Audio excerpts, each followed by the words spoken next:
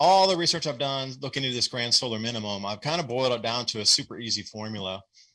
Is the more intense this grand solar minimum becomes and starts wiping out larger and larger percentages of food and the yield that actually comes out of each acre or each hectare, the more governments are going to have to respond. So the more food that's lost, the more intense the grand solar minimum becomes, the more responsive and more what's considered hard-handed, dictatorial / filling your adjective. That's the response. So there's the equation's pretty good so far, marching lockstep forward with how much control the government wants to retain. As forget everything else, forget the politics, all that's a waste. That is a distraction at this point. It's about if you get super hungry, you're going to go to the street and you're going to want change.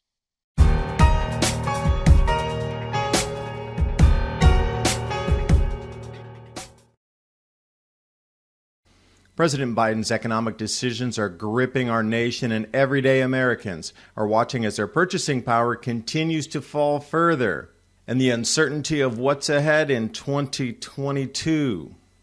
And this administration has moved forward with $6.6 trillion of spending, and next on the agenda is the greatest tax hike in generations.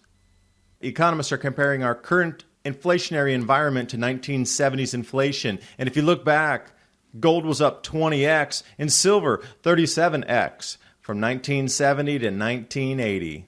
Learn how simple it is to add physical gold and silver to your portfolio ahead of the rise in inflation and predicted price rises.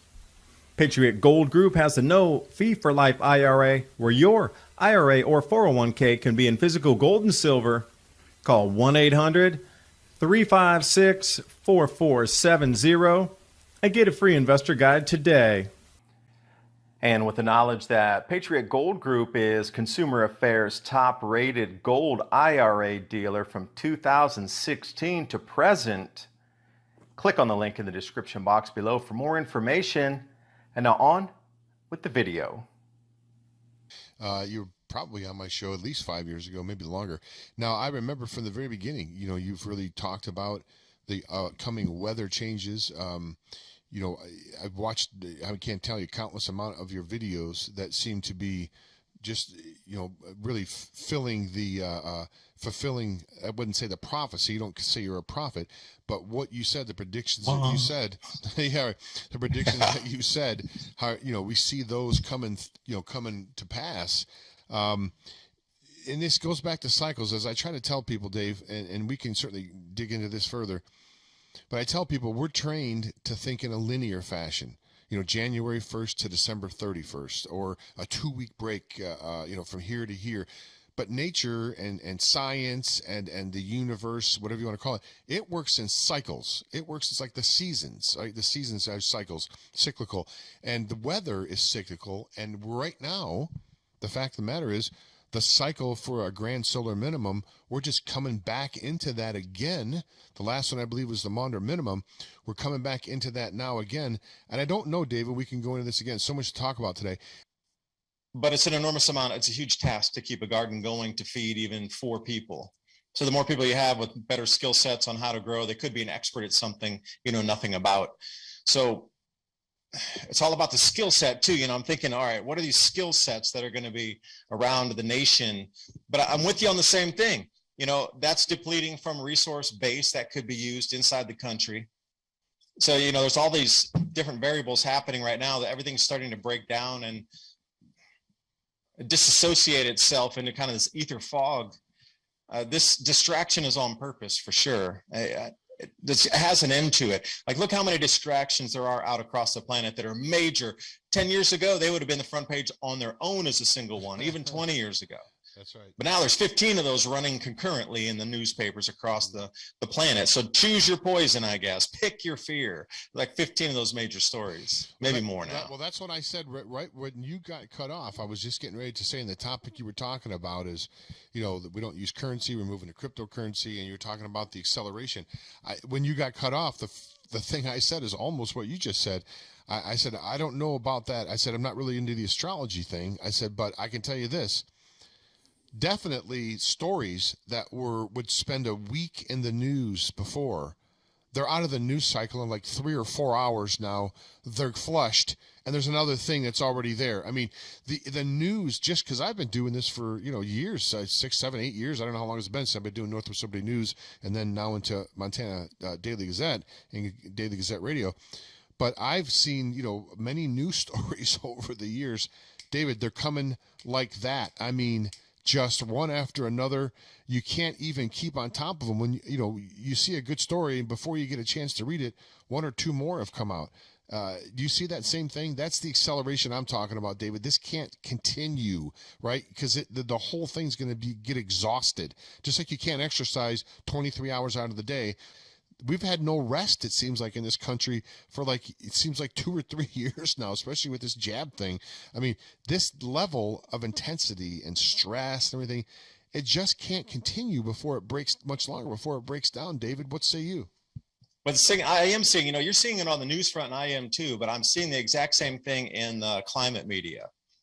And when I say that, I'm talking places like Electroverse, the Watchers.news, Robert Felix, before he passed, had iceagenow.info, and who else is out? There's a fair few others. Big Wobble, a little bit on the global warming side, but Strange Sounds, that's another goodie.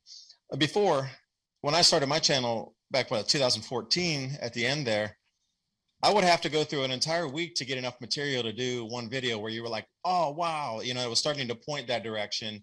And after talking to John Casey and interviewing him and getting a copy of his book and going back with him again, getting a couple chances to talk, that was the whole thing. Is it's here. And the amount of stories like you're saying, right? Just even today, for an example, coldest temperatures ever in the Scandinavian countries, coldest ever temperature in this early in the year in Russia, and the record snows and the sea effect snows coming off of Japan, dumping all-time record snow across Hokkaido Island this early. And the onset of the very first snowfall in Beijing was a blizzard with gale force level 4 warnings, dumping and snow drifting 12 feet tall. All these things are happening at the same time in the same days. So there's an overload of that type of information too. Like you would have to scrape the news for, a good 2, 3, 4 days to even put up a video before. But now there are 15 stories in a single day. It's really overload. And then mix the economics in, because I'm really seeing the dovetailing of these two, with the economy getting purposely dragged down into the muck and the replacement's already ready. And then the mechanisms for controlling the replacement, whether it's crypto or I've seen a couple different, I guess, blueprints or plans or gameplay for the new asset base on the planet, how they're going to revalue the currency after the fiat as we know it, backed by what? Nothing, collapses into no confidence. It's going to move into it has to have value behind it. Nobody's going to believe it. So obviously gold's going to be in there somewhere, precious metals. And then the low-hanging fruit cryptocurrency obviously is going to be a base in there. But then you start looking at these carbon allocation credits on the personal level, but then the whole carbon trading market where they're going to offset forests and then put forests aside with no human habitation for up to 20 years to put a base layer of eco value onto the carbon market. So let's say I have 1,000 acres of forest. You put that into the carbon database trading scheme, and there's several out there, so many. They're all in. It's like that infancy market where there's 300 of something and you don't know who the main player is going to be. But each one of these, you can take your land and pledge it, and you get anywhere from $800 to $200. That's the ultimate price. You're looking for $200 per acre to be that for the yearly payout for acreage. So if it's trading at $8 right now for carbon credit on a ton, think about where it's going to go. They want to value it at 200. So once it seeks that stable value, and see, here's the scariest part. I've seen these maps with the red and yellow on them, and I never took much credence of it about, areas that would be off limits for human habitation, and then areas that would be used for real, sort of a mix. I never believed those maps. I mean, I sort of did, and I thought it was interesting. But now knowing that you need to pledge the forest, and you can't even cut one tree for up to 20 years, and they're going to rope that off, nobody in, nobody out, because it's the base of the money system. Even if one tree cut, the value of the money's, upset slightly.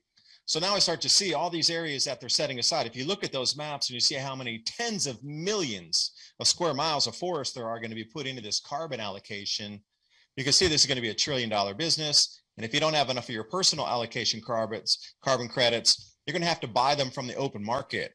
So anything you want to purchase, like say I do this microphone and they're like, well, that's 12 carbon credits, personal allocation credits, because you use this much for the refining of the metal, this much for the mining of the metal. Oh, you had oil because you got the cord here. And I only have 10 carbon credits or personal allocated credits. I need to go buy 2 somewhere so I can purchase the microphone. Now, this is the insanity it's going to as a new monetary base. So they're going to set off sides of the earth that are not going to be inhabited at all, and they're going to give it a dollar value amount that's going to exist for the first 20 years of this new currency. Nobody in, nobody out, 100% set aside specifically for carbon capture credits and whatever they're going to mix up next. We have a comment from one of the listeners on the Facebook. It says, the weather's geoengineered. We're in weather whiplash. He who controls the weather controls the food and the people. Now, true. There is weather manipulation. There's no doubt about it. I mean, they don't hide it. China announced they changed the weather for the Olympics, I believe, if I remember correctly, a few years back. But that doesn't change the fact that is, I don't think these two things are mutually exclusive.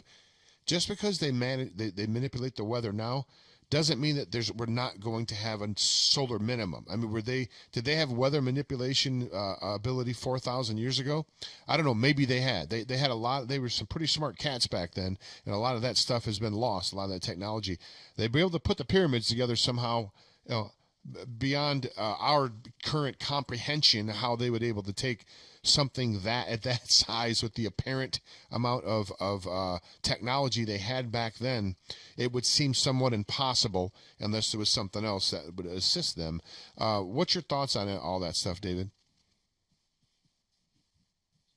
Well, if you're to cover the pyramids in a highly polished limestone, that would be conductive as well. And then, those would be the 3 biggest Tesla coils on the planet, because, underneath there, they have a water source and it's running through a telluric current zone there anyway, up the Nile.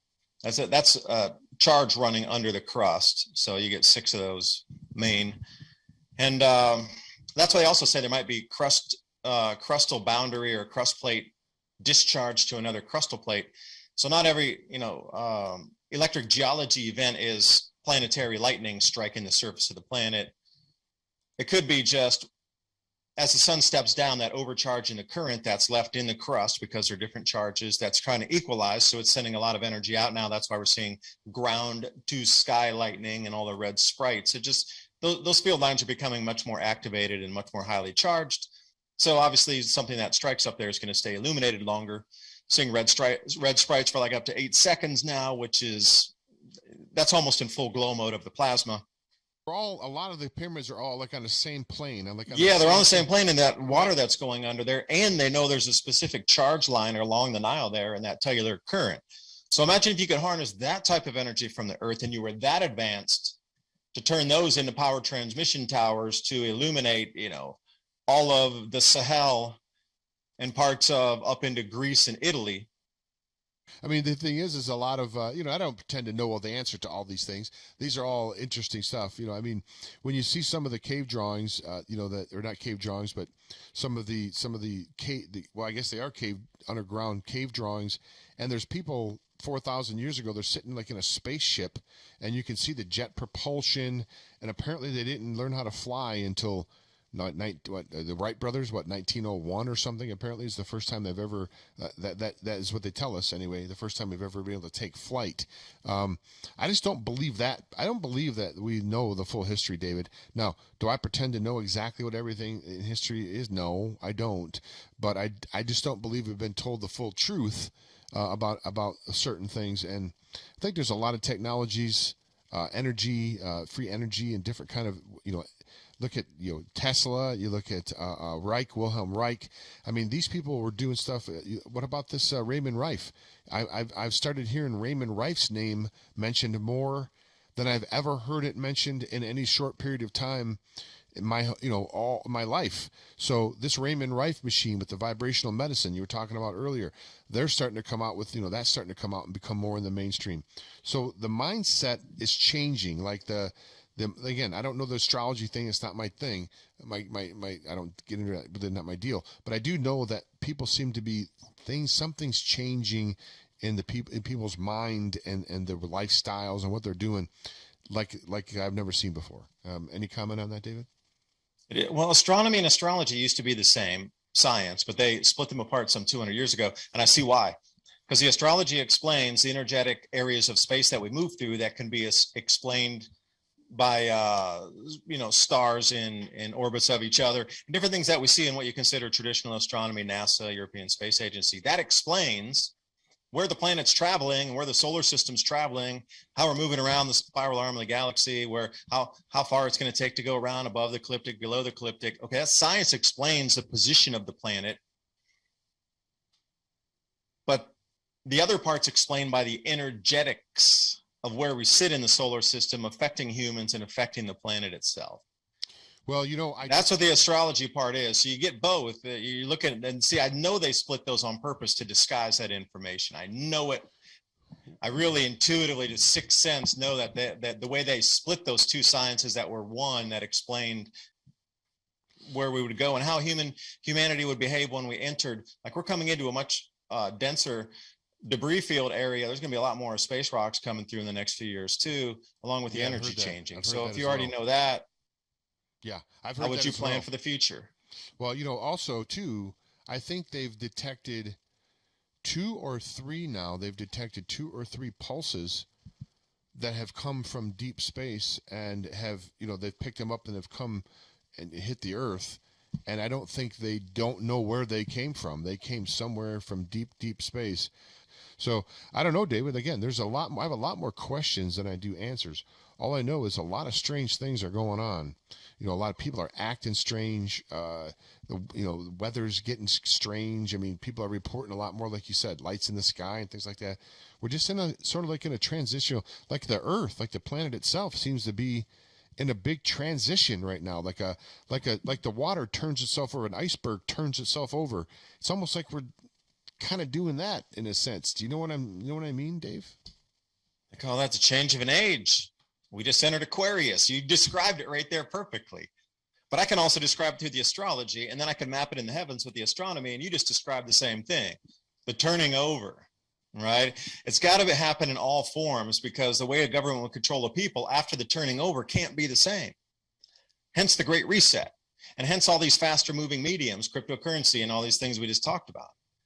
If you want to split the hair on something, yeah, Wright brothers maybe were the first ones to fly, because you're right, back in history, perhaps they were using electrogravitics and anti-gravity technologies that Tesla had perfected with just opposite rotating discs.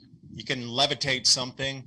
So maybe they're not lying when they said they're the first ones. Yeah, but they were flying through the air in such a rudimentary, crude way that it would make no sense to anybody else. Why wouldn't you use the Earth's magnetic field and levitate off it with no resistance, no sound, no motor, and then just blaze? Like you see in those Star Wars things, you think that they're using gasoline-driven engines to get those? No. Craft? No way. They're using the magnetic field of the planet, whatever it is. So imagine if those vehicles were tweakable, or if you went to a new world, you could find out where the magnetic field was oriented, north, south. Maybe there's a quadrupole, who knows? And then you could tweak that engine to run off the magnetic field of any planet you visit, because that's what it does. It runs off opposite push, north and south, pushing off of something to make that motor go. So if you can wire in where the charge is or what the magnetism's oriented at, you could get it to work on every single planet pretty much. Well, and that's the way I would do it too. It's just, how would you get the metals out of the ground to create that thing around you that you see in so many of these sci-fi movies? That would require, almost nothing, because the motors that would mine or produce heat to smelt would all be running on the same power source of spinning something without having to burn something by using the electric field or electromagnetic field of our planet. And that's why they'd be so advanced. They would never even think to fly through the air. That's like trying to dig. Okay, we're going to dig a gold mine, but I'm just going to use my bare hands. Like, who would you'd be looked at as insane? You really would. We got machines that do that. All the research I've done looking into this grand solar minimum, I've kind of boiled it down to a super easy formula.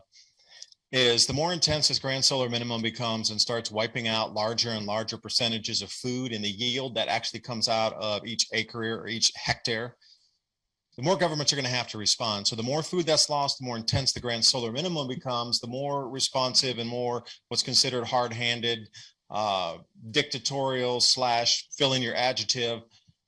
That's the response. So there's the equation's pretty good so far, marching lockstep forward with how much control the government wants to retain. As forget everything else, forget the politics, all that's a waste. That is a distraction at this point. It's about, if you get super hungry, you're going to go to the street and you're going to want change. Forget the politics, forget the economy, forget the neighborhood, whatever. You don't have food and your kids are starving, you're going to the street, period. This is the thing that's so terrifying. So what happens after that? Hundreds of millions of starving people go to the streets. That's what they're trying to front run and control right now. So you're going to have to control the populace before this food dilemma starts to really rear its head next year with fertilizer shortages, doubling prices in food. A lot of families won't be able to afford that, especially if it's a tripling or a quadrupling that we've seen through history routinely. Every grand solar minimum, the maximum is about a 4x increase in food prices. So you can see the lack of food, the more government's going to respond with a harder hand to control the populace because they don't want to get thrown out of power. And that's where I see it.